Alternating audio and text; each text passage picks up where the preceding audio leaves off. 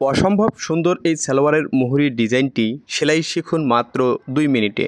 Pant system সালোয়ারে এই মুহুরির ডিজাইনটি আমরা সেলাই করব। তো প্যান্ট সিস্টেম সালোয়ারের সাইডের জয়েন্টটা দিয়ে নেওয়ার পর সালোয়ারের পাটের উল্টা দিকটা উপরের দিকে রেখে এবং লেসের সোজার দিকটা নিচের দিকে রেখে মুহুরিতে প্রথমে এই লেস সেলাই করে নিতে হবে। এক সমান সেলাই করে লেসটা আটক করে নেওয়ার পর বাড়তি লেসটা কাটিং করে নিতে হবে। এরপর একটা প্রিন্টিংয়ের পার্ট নিতে হবে। প্রিন্টিংয়ের পার্টের চওড়াটা থাকতে হবে 5 থেকে 6 ইঞ্চি আর লম্বা থাকতে হবে মুহুরি থেকে 2 ইঞ্চি বেশি। এরপর এই নিয়মে সুন্দর করে সেলাই দিয়ে নেওয়ার পর পট্টিটা উপরের দিকে নিয়ে আসতে হবে, মানে মেইন পার্টের দিকে আনতে হবে। এরপর খোলা সাইডে একটি সেলাই দিয়ে প্রিন্টিংয়ের ডিজাইনটা আমাদের আটক করে নিতে হবে। এবার এই ডিজাইনের কাজ ঘেঁষে ঘেঁষে আমাদের সমান করে কেটে নিতে হবে।